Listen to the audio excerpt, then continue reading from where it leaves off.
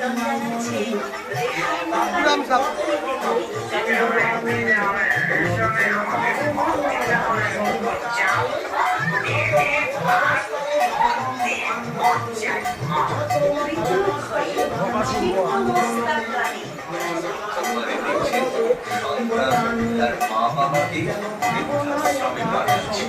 এই মুহূর্তে